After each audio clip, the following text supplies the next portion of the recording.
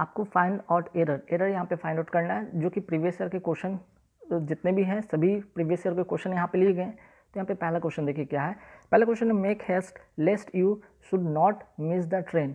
No error. यहाँ पे part A है, ये बी है, ये सी है और ये डी है और ये है, ठीक। ए बी सी डी और ई पार्ट है। यहाँ पे आपका A B C D E part है, 4, यहाँ पे 5 पार्ट है। अब इसमें किस पार्ट में एरर है आपको ये बताना है। तो देखिए यहाँ पे जो एरर होगा ये वाला पार्ट में एरर होगा, मीन्स कि सी वाले पार्ट में एरर होगा। अब क्या होगा यहाँ पे एरर, ये सुनिएगा। देखिए यहाँ पे नॉट का यूज़ नहीं होगा, नॉट का यूज़ नहीं होगा, क्यों? क्योंकि लेस्ट के बाद, ठीक है, लेस्ट के बाद जो होता है नॉट का प्रयोग नहीं होता है, ठीक है। लेस्ट जो होता है अपने आप में एक निगेटिव सेंस देता है। ये क्या देता है? अपने आप में एक निगेटिव सेंस देता है, ठीक। तो यहाँ पे एरर आपको इस तरह से मिलेंगे, या फिर कई बार यहाँ पे शुड से रिलेटेड यहाँ पे शुड हटा दिया जाएगा। Make has lest you not या you are not miss the train, ऐसे करके भी आपको एरर मिलेंगे। तो याद रखिए लेस्ट अपने आप में निगेटिव है और इसके साथ कभी नॉट नहीं आता है, और लेस्ट के साथ कभी भी आएगा वो क्या आएगा, वो शुड लेकर आएगा, ठीक।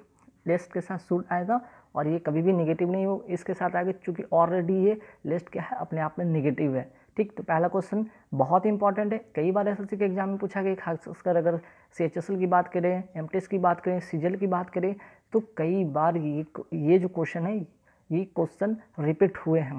तो इस क्वेश्चन को आप देख लीजिएगा ध्यान से। तो याद रखिएगा इसका नियम क्या है, लेस्ट के साथ कभी भी निगेटिव नहीं होता है, मीन्स कि अपने आप में निगेटिव है।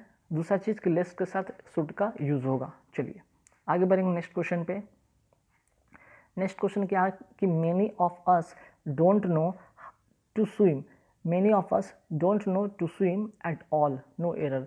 अब यहाँ पे ए बी सी डी ई किस पार्ट में एरर है ना, यहाँ पे किस पार्ट में एरर है आपको ये बताना है। तो जो यहाँ पे जो एरर होगा आपका सी वाले पार्ट में एरर होगा, ठीक।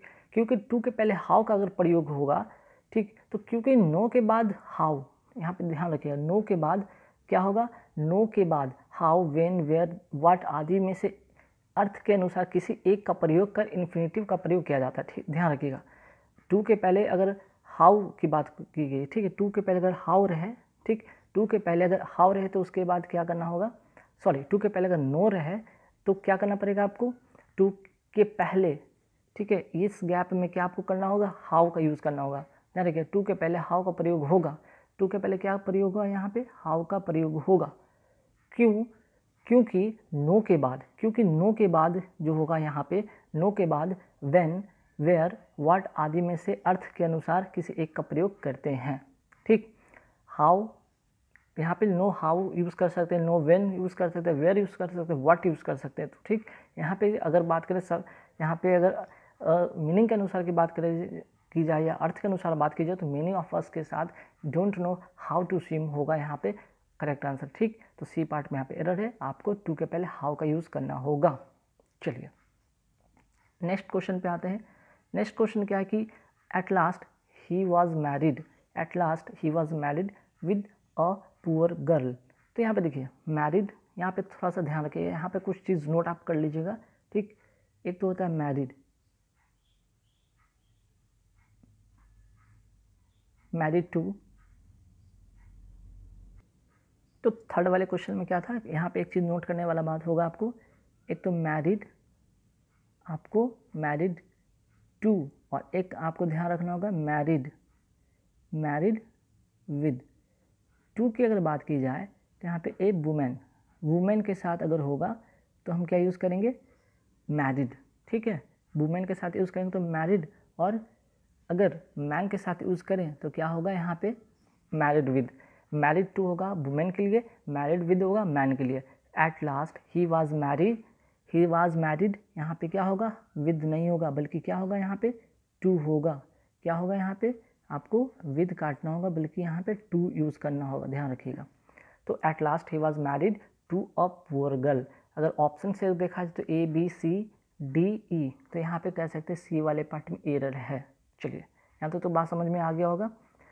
अब आगे बढ़ेंगे नेक्स्ट क्वेश्चन पे कि he said that she will help me when ever I was in difficulty. तो पहले आपको यहाँ पे ये समझना होगा कि ये जो सेंटेंस है आपका, ये जो सेंटेंस क्या है, इनडायरेक्ट नरेशन में है। इनडायरेक्ट नरेशन में सेंटेंस कैसा है, इनडायरेक्ट नरेशन में है। और इनडायरेक्ट नरेशन की अगर बात की जाए तो विल का क्या चेंज होता है, विल का होता है वुड। तो आपको यहाँ पे चीज़ समझ में आ गया होगा कि he said that she will यहाँ नहीं होगा, बल्कि क्या होगा यहाँ पे सी वुड होगा। ठीक, करेक्ट जो होगा she said that she would help me whenever I was in difficulty. ठीक, तो आपको समझ में आ गया कि यहाँ किस पार्ट में एरर है, यहाँ भी सी वाले पार्ट में एरर है। तो चलिए नेक्स्ट क्वेश्चन पे आते हैं। नेक्स्ट क्वेश्चन है यहाँ पे being a fine day we went out for picnic at Okhla. तो देखिए यहाँ पे क्या, यहाँ पे किस पार्ट में एरर है, तो यहाँ जो एरर है ये पहला वाले पार्ट में एरर है। यहाँ पर आपको क्या करना होगा, इट लगाना होगा, इट बीइंग। ठीक है, इट बीइंग लगाना होगा। और इसको अधिक जानने के लिए आपको एक पार्टिसिपल वाली आप जाके पर्टिकुलर जो हो है उसका चैप्टर उसको पढ़ लीजिएगा। ठीक है, it being a fine day we went out for picnic. Okay, यहाँ पे ये चीज़ होगा, ध्यान रखिएगा। It being a fine day we went out for picnic. तो यहाँ पे जो सब्जेक्ट है उसके, यहाँ पे जो सब्जेक्ट का जो पार्टिसिपल है, यहाँ पे जो सब्जेक्ट का जो पार्टिसिपल है वो एक्टिव में तो ना तो एक्टिव में वो काम कर रहा है ना तो पैसिव में काम कर रहा है। इसलिए इसको इसके जो अगर इसको करेक्ट करना होगा तो हमें क्या करना होगा, वी के लिए हमको इसके आगे सब्जेक्ट के रूप में हमें इट लगाना होगा सेंटेंस के सब्जेक्ट के आगे। ठीक है, तो यहाँ पे it being a fine day we went out for picnic, ध्यान रखिएगा, being a fine day we went out for picnic. ठीक, वैसे पार्टिसिपल का यहाँ पे बहुत सारे रूल्स हैं, तो आपको ज़्यादा नहीं सोचना। अगर कभी इस तरह का सेंटेंस दिखेगा तो आपको इट आगे लगाना होगा। चलिए, क्योंकि अगर बात एसएससी करें, एमटीएस की करें, सीजल की करें तो डायरेक्ट आपसे आप रूल बेस्ड क्वेश्चन पूछते हैं। और बैंकिंग की बात करें वहाँ पे कुछ ट्रिकी पूछते हैं, तो बैंकिंग वाले भी देख सकते हैं, ऐसा नहीं है, बैंकिंग में भी कई बार ये हेल्पफुल होते हैं। चलिए अब आगे बढ़ेंगे नेक्स्ट क्वेश्चन पे। नेक्स्ट क्वेश्चन क्या है कि many a man have been working under me. अब किस पार्ट में यहाँ पे गड़बड़ है ध्यान रखना होगा। सबसे पहले रूल समझिए, मेनी ए मैन, ध्यान रखिए मेनी ए मैन, तो कहने का मेनी ए। ठीक है, मेनी ए के बाद जो होता है, ठीक, मेनी ए के बाद ध्यान रखिएगा, आफ्टर मेनी ए मीन्स कि मेनी ए के बाद सबसे पहले नाउन की अगर बात करें तो नाउन और एक वर्ब दोनों क्या होंगे भाई, ये भी सिंगुलर होंगे और ये भी क्या होंगे, सिंगुलर होंगे। चलिए अब आपको समझ में आ गया होगा कि मेनी ए के बाद after many a noun always in singular and verb also always in singular. कहने का मतलब मेनी ए के बाद जो होगा नाउन क्या होगा, यहाँ पे देखिए, यहाँ पे ये नाउन है मैन, ये भी क्या है यहाँ पे सिंगुलर है। और यहाँ पे अगर बात करें वर्ब का तो ये भी क्या होगा, यहाँ पे हैव नहीं होगा। ठीक है, यहाँ पे हैव नहीं होगा बल्कि क्या होगा, यहाँ पे आपको हैज करना होगा, ध्यान रखिएगा। Many a man has been होगा, ना कि हैव बीन होगा। मेनी ए के बाद एक तो यहाँ पे जो नाउन है वो हमेशा सिंगुलर में होगा और आपका जो वर्ब होगा वो भी हमेशा सिंगुलर में होगा। चलिए नेक्स्ट क्वेश्चन पे आते हैं। नेक्स्ट क्वेश्चन है कि your flat is superior then that of mine in all respects. अब देखिए एक वर्ड हमें यहाँ पे सुपीरियर दिखा, ठीक है, सुपीरियर। ओके, तो सुपीरियर की अगर बात करा जाए, यहाँ पे सुपीरियर की बात किया जाए तो सुपीरियर के साथ देखिए क्या होता है, सुपीरियर के साथ टू का यूज़ होता है। ठीक, सुपीरियर के साथ हम क्या यूज़ करते हैं, टू का यूज़ करते हैं। ऐसे कई सारे वर्ड है जिसके साथ हम टू का यूज़ करते हैं, जैसे सुपीरियर हो गया, इन्फेरियर भी हो गया। ठीक, इन्फेरियर हो गया, बहुत सारे वर्ड है, इन्फेरियर हो गया, एंटेरियर हो गया, पोस्टेरियर हो गया।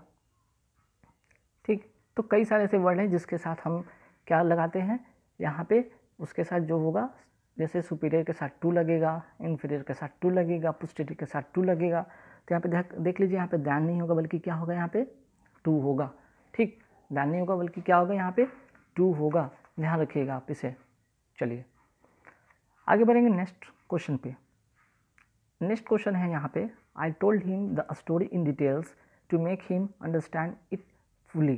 ठीक, यहाँ पे एक चीज़ मिस्टेक हो गया, शायद इट फुली होना चाहिए। ठीक है, यहाँ पे सेंटेंस बिल्कुल सही है, to make him understand it fully. अब देखिए यहाँ पे इन डिटेल से एक वर्ड दिखा आपको कुछ, देखिए यहाँ पे फ्रेजल से रिलेटेड आपको क्वेश्चन एरर देंगे। तो यहाँ पे इन डिटेल्स जो है, इन डिटेल होता, ये क्या है, एक फ्रेज है। ठीक, और फ्रेज क्या होता है, नो चेंज। फ्रेज क्या होता है, कभी भी चेंज नहीं होता है, उसके अर्थ में इन डिटेल की बात की गई यहाँ पे, तो यहाँ पे जो इन डिटेल है एस लगाया गया जो कि यहाँ पे गलत है। एस जो लगाया गया यहाँ पे गलत है, बल्कि क्या होगा यहाँ पे इन डिटेल सही होगा। यहाँ पे एस जो लगा हुआ है वो गलत है, ठीक है। आई told him the story, in details नहीं होता है क्योंकि इन डिटेल अपने आप में एक फ्रेज है और फ्रेज कभी चेंज नहीं होता है। चलिए आगे बढ़ेंगे नेक्स्ट क्वेश्चन पे कि cattles were grazing in the meadows near our farm. अब देखिए यहाँ पे एक वर्ड कैटल्स दिखा, ठीक। तो कैटल तो अपने आप में प्लूरल है, ठीक है। कैटल अपने आप में प्लूरल है, इसका प्लूरल एस लगाकर अगर हम बनाते हैं इस तो ये गलत हो जाएगा, ठीक है। चूँकि कैटल अपने आप में प्लूरल है, इसमें एस लगा के हम इसे प्लूरल नहीं बनाते हैं। चलिए नेक्स्ट जो यहाँ पे क्वेश्चन है कि यू आर रियली सीनियर। अब अभी जैसा मैंने आपको बताया था कि सीनियर के साथ क्या लगता है, सीनियर के साथ टू लगता है, दैन का यूज़ नहीं होता है। तो बस इस क्वेश्चन में ज़्यादा कुछ नहीं करना था। You are really senior to me in is, clear. चलिए अब आते हैं यहाँ पे कुछ फिलर से रिलेटेड क्वेश्चन को देखेंगे। अब देखिए यहाँ पे एक यहाँ पे फिलर जो है ये क्वेश्चन टैग से रिलेटेड है, ठीक। क्वेश्चन टैग से रिलेटेड है और क्वेश्चन टैग का नियम आपको पढ़ लेना चाहिए। इस तरह के अगर फिलर करने हो तो आपको क्वेश्चन टैग के रूल्स पढ़ने होंगे। सबसे पहले कि निगेटिव अगर सेंटेंस है तो उसे पॉजिटिव में चेंज कीजिए, अगर पॉजिटिव सेंटेंस है तो उसे निगेटिव में चेंज कीजिए, ठीक। इस बात पर आपको फोकस करना होगा। अब देखिए यहाँ पे सेंटेंस का यू विल कम, ये क्या है, पॉजिटिव में है, ठीक। ये पॉजिटिव में है तो सेंटेंस क्या होगा, निगेटिव में होगा। तो चलो ये तो होगा नहीं, ऑलरेडी पॉजिटिव में, 3 बच गए निगेटिव में। अब 3 में भी क्या होगा, विल है, यहाँ पे विल है तो विल का क्या होता है निगेटिव, विल का होता है वोंट, विल का होता है वोंट। वोंट मीन्स कि डी नंबर यहाँ पे ऑप्शन होगा, you will come won't you, you will come won't you. Aren't नहीं होगा क्योंकि विल का अगर हम इसका निगेटिव बनाते हैं तो वोंट होता है, ठीक। और ये जो सब्जेक्ट है ये सब्जेक्ट आगे आता है, ठीक। अगर यहाँ पे कोई नाम होता, कोई नाउन होता, जैसे राम होता, श्याम होता, तो उसके बदले हम ही, राम, श्याम, मोहन, गीता, सीता, उसके लिए सी, हर लगाते हैं। लेकिन चूँकि यहाँ पे अगर प्रोनाउन रहेगा, ठीक है, प्रोनाउन रहेगा तो अपने जैसे फॉर्म है वही फॉर्म में होगा, यू का यू होगा, ठीक। चलिए अब आते हैं नेक्स्ट क्वेश्चन पे। Admission was dash ladies, admission was यहाँ पे क्या होगा, सबसे पहले समझिए रेस्ट्रिक्टेड बाय और रेस्ट्रिक्टेड टू का मतलब, ठीक। रेस्ट्रिक्टेड बाय और रेस्ट्रिक्टेड टू का मतलब देखिए, अब इसके मतलब होता है के द्वारा बाधित, ठीक है। और रेस्ट्रिक्टेड टू का मतलब होता है के लिए आरक्षित, के लिए आरक्षित, ठीक। अब देखिए यहाँ पे अगर बात कीजिए एडमिशन की बात की गई तो एडमिशन जो है लेडीज़ के लिए क्या किया जाता है, बाधित नहीं किया जाता है, बल्कि लेडीज़ के लिए क्या होता है, आरक्षित होता है। तो यहाँ पे आंसर जो होगा आपका बी नंबर होगा, restricted to ladies. Admission was restricted to ladies, ना कि लिमिटेड बाय। क्यों लिमिटेड होगा भाई, ठीक है। तो यहाँ पे बी नंबर ऑप्शन होगा। आगे बढ़ेंगे नेक्स्ट सवाल पे। The palace gardens dash to the public on Saturdays and Sundays, ठीक। अब यहाँ पे क्या होगा तो समझिएगा, यहाँ पे ऑलरेडी यहाँ पे बात की गई है कि सबसे पहले अगर बात होगा अगर जनरल फॉर्म में हो, ठीक है, जनरल पर्पस से, अगर जनरल पर्पस की बात की जाए तो सेंटेंस क्या होगा, सबसे पहले जो होगा सब्जेक्ट क्या होगा, सिंगुलर होगा, ठीक है। सब्जेक्ट क्या होगा, सिंगुलर होगा और प्रेजेंट में होगा, ठीक, प्रेजेंट में होगा। तो देखिए यहाँ पे ऑप्शन के अनुसार जो होगा ये इज़ होगा, the palace gardens is open to the public on Saturday and Sundays, okay. चलिए नेक्स्ट क्वेश्चन है। अब देखिए इन क्वेश्चन में यहाँ पे चारों जो ऑप्शन है अपने आप में बहुत ही खास बनाता है। देखिए तीनों का मतलब अगर बोलने के टर्म में लगभग सेम होते हैं। जैसे यहाँ पे एक्सपेक्ट की बात करते हैं, एक्सपेक्ट की बात कर सकते हैं, आशा कर सकते हैं, या हम क्या कर सकते हैं, अनुमान लगा सकते हैं, अनुमान कर सकते हैं, ठीक। एक्सेप्ट का मतलब होता है छोड़कर, किसी चीज़ को छोड़कर, है ना। और एस्पेक्ट मतलब पहलू होता है, किसी चीज़ की पहलू। और एक्सेप्ट मतलब तो आप सभी को पता होगा कि स्वीकार करना होता है। अब यहाँ पे बात की गई I dash you to be home by 8 o'clock। अब मैं क्या करूँगा भाई, आपको आपके घर पर 8 बजे तक क्या करूँगा, आई एक्सपेक्ट कर सकता हूँ कि I expect you to be home by 8 o'clock। मैं आशा कर सकता हूँ कि या अनुमान कर सकता हूँ कि आप 8 बजे तक घर पे होंगे, है ना, 8 बजे तक घर पे ही होते होंगे। ऐसा अनुमान कर सकते हैं। तो ऑप्शन नंबर यहाँ पे डी होगा। चलिए अब आते हैं क्वेश्चन नंबर 15 पे। क्वेश्चन नंबर 15 क्या है कि 2 boys dash the prize for general proficiency. अब 2 बॉयज़ है और प्राइज़ को क्या किया जाएगा, प्राइज़ को ना तो शेयर किया जाएगा ना डिप्यूटेट किया जाएगा। डिप्यूटेट मीन्स नियुक्ति किया जाएगा, ना कि शेयर। शेयर मतलब थोड़ी ना उसको टुकड़ा टुकड़ा प्राइज़ को किया जाता, नहीं, ना ही गिव किया जाएगा। 2 बॉयज़ डिसाइड किया जाएगा ना, 2 लोग हैं। अब 2 लोग हैं तो 2 लोग में डिसाइड होगा, किसी एक को तो मिलना होगा ना, 2 में से किसी एक को तो मिलेगा, चाहे इसको मिलेगा या इसको मिलेगा। तो यहाँ पे डिसाइड होता है, ना कि गिव होगा, दोनों को नहीं दिया जाएगा। 2 boys decided for the prize for general proficiency. चलिए अब आते हैं यहाँ से क्वेश्चन जो हो गया आपका साइनो हो गया, ठीक है। बेस्ट एक्सप्रेस मीन्स की सैनोनिम्स, ठीक है, सिनोनिम्स यहाँ से शुरू होता है। अब देखिए यहाँ पे बार्गेन, बार्गेन का जो सिनोनिम्स क्या होगा, यहाँ पे 4 ऑप्शन दिखेंगे आपको, बोनस, नेगोशिएट, डिस्प्यूट, सरप्लस। सबसे पहले आपको जाना होगा बार्गेन का मतलब होता है क्या। बार्गेन का मतलब होता है मोल भाव करना, है ना, मोल भाव करना, नेगोशिएट करना, मोल भाव करना। अब बार्गेन का मतलब होता है मोल भाव करना और नेगोशिएट का भी मतलब होता है मोल भाव करना, ठीक। डिस्प्यूट नहीं होता है भाई, डिस्प्यूट कोई विवाद होता है, झगड़ा विवाद होता है। सरप्लस मतलब होता है अतिरिक्त बचत होता है। डिस्प्यूट मतलब क्या होता है, झगड़ा, है ना, झगड़ा कह सकते हैं, झगड़ा या विवाद कह सकते हैं इसे। सरप्लस का मतलब होता है अतिरिक्त बचत होता है, अतिरिक्त बचत होता है भाई यहाँ पे, ये भी नहीं होगा। और बोनस का मतलब तो पता है कि क्या होगा, लाभ होगा। यहाँ पे बोनस कोई लाभ, कोई अतिरिक्त लाभ। तो यहाँ पे बार्गेन मोल भाव का नाम उसकी नेगोशिएट करना, नेगोशिएट का भी मतलब सेम होता है। चलिए अब आगे बढ़ेंगे क्वेश्चन नंबर 17 पे। रबस्ट, रबस्ट का मतलब होता है जिद्दी, जिद्दी कर सकते हैं या कठोर कर सकते हैं, ठीक, या कठोर कर सकते हैं। अब भाई यहाँ पे क्या होगा, वीक मतलब होता है कमज़ोर, जो कि होगा नहीं, है ना, ये होगा नहीं। थिन मतलब होता है पतला, ये भी नहीं होगा। हैवी मतलब होता है भारी, कोई वस्तु और कोई भारी, ये भी नहीं होगा। बल्कि यहाँ पे ऑप्शन जो होगा सही स्टडी, यहाँ पे ए नंबर ऑप्शन होगा। स्टडी मीन्स जिद्दी कठोर, यहाँ पे कह सकते हैं। उसी तरह रबस्ट का मतलब यहाँ पे होगा जिद्दी कठोर, या एक और मीनिंग अगर जाना तो मजबूत भी इसे कह सकते हैं। चलिए यहाँ तो हो गया। अब आते हैं क्वेश्चन नंबर 18 पे। 18 में है क्या, 18 मतलब सबमिसिव का मतलब होता है कि विनम्र, विनम्र या दब्बू कह सकते हैं कि बहुत आसानी से कोई बात मान लेने वाला, है ना, दब्बू विनम्र, बड़ी बहुत ही सीधा साधा, बहुत ही सीधा साधा। तो यहाँ पे जो होगा सैनो जो होगा इसका वो क्या होगा, डोसाइल। आंसर क्या होगा इसका, डोसाइल। डोसाइल का मतलब भी सेम होता है। बाकी अनिलिंग का मतलब होता है कि दृढ़ कठोर कह सकते हैं, ठीक है, दृढ़ कह सकते हैं। अष्टम मतलब भी जिद्दी होता है ना, जिद्दी होता है। ऑब्स्टिनेट का मतलब भी जिद्दी होता है। तो डोसाइल का मतलब होता है विनम्र या दब्बू, या फिर कह सकते हैं विनम्र, है ना, सबमिसिव मतलब विनम्र। अब आते हैं क्वेश्चन नंबर 19 पे।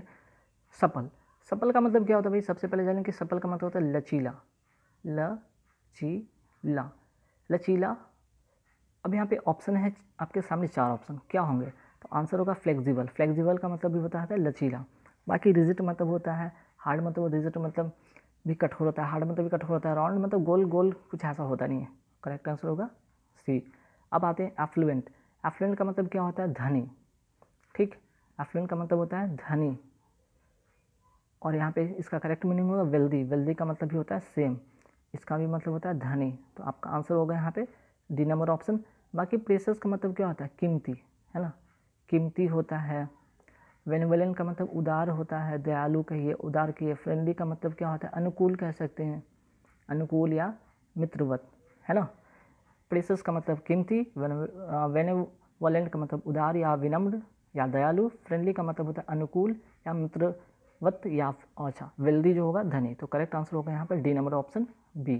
चलिए अब आते हैं अपोजिट। यहाँ पे देखेंगे अपोजिट, अपोजिट यहाँ पे क्या होगा मीनिंग। ऑथेंटिक का मतलब होता है, ऑथेंटिक का मतलब होता है प्रमाणिक, प्रमाणिक, प्रमाणिक मतलब कोई वैध होना चाहिए, कोई प्रामाणिक होना चाहिए। तो आंसर जो होगा इसका अपोजिट। देखिए अपोजिट की बात की गई है, ध्यान रखिएगा, अपोजिट की बात की गई। तो अपोजिट का मतलब होगा उल्टा, इसका उल्टा। प्रामाणिक का मतलब जो कि वैध हो, सही हो। लेकिन फिक्सर्स का मतलब होता है क्या, नकली। तो इसका अपोजिट जो होगा आंसर डी नंबर होगा, ऑप्शन नकली। बाकी लेजी टीमेट का मतलब होता है बैध, ठीक है, प्रमाणिक है, बैध है। इंटाइसिंग का मतलब होता है आकर्षक, आकर्षक, है ना। डेयरिंग का मतलब तो पता है कि सबको कि साहसी होता है। चलिए आगे बढ़ेंगे क्वेश्चन नंबर 22 पे। अब देखिए 22 का मतलब चूज़, चूज़ का मतलब क्या भाई, चुनना, सेलेक्ट करना ना, सेलेक्ट करना, या हम इसे कहेंगे सेलेक्ट करना। तो सेलेक्ट का अपोजिट क्या होगा, रिजेक्ट करना, ठीक। बाकी वांट का मतलब पता है कमी होता है, एक मीनिंग यहाँ से नोट कर लीजिए। डिसलाइक मतलब कि नापसंद करना, और डिज़ायर मतलब होता है इच्छा। चलिए अब बढ़ेंगे 23 पे। 23 का क्या होगा मीनिंग, जक्स्टा पोजिशन का मतलब होता है नज़दीक, नज़दीक कोई वस्तु को रखा हुआ होता है आसपास में, उसको कहते हैं जक्स्टा पोजिशन। तो इसका अपोजिट जो होगा 23 का वो होगा क्या, यहाँ पे 23 का होगा रिमोटनेस, मीन्स कि नज़दीक नहीं बल्कि दूर में कोई चीज़ रखा हुआ। बाकी सेपरेशन का मतलब किसी चीज़ को सेपरेट कर देना, अलग अलग कर देना, दो भागों में बांट देना, ठीक, एक जगह नहीं होना बल्कि दो भागों में बांट देना। टर्मिनेशन का मतलब होता है समाप्ति, और प्रॉक्सिमिटी का मतलब होता है नज़दीकी, ठीक, इसका मतलब होता है नज़दीकी। तो ये तो होगा नहीं, तो आंसर जो होगा इसका अपोजिट में रिमोटनेस, नज़दीक का होता है यहाँ पे दूरी कह सकते हैं, रिमोटनेस मतलब दूरी, और जक्स्टापोजिशन का मतलब नज़दीकी, ठीक। अब आते हैं क्वेश्चन नंबर 24 पे, देखते हैं। 24 का मतलब बोल्ड, बोल्ड मतलब क्या होता है भाई, सभी को पता होता है साहसी। अब साहसी का उल्टा क्या होगा, डरपोक, आंसर होगा टिमिड, टिमिड का मतलब होता है डरपोक, है ना, डरपोक। बाकी ब्रेव का मतलब बहादुर होता है, ब्यूटीफुल का मतलब सुंदर होता है, वेल्दी का मतलब धनी होता है, तो ये तो होगा नहीं। अब ये क्वेश्चन नंबर 25 में आते हैं, और लास्ट क्वेश्चन है इस वीडियो का। हेस्टन का मतलब होता है जल्दी या शीघ्र, शीघ्र होता है, या फिर हम क्या करेंगे जल्दी। तो जल्दी का क्या होगा, स्लो होगा, जल्दी का क्या होगा, स्लो होगा। बाकी ऑब्स्ट्रक्ट का मतलब होता है बाधा पहुंचाना, इंस्ट्रक्ट का मतलब निर्देश करना, लैक का मतलब होता है कमी, है ना। तो बस गाइस इस वीडियो में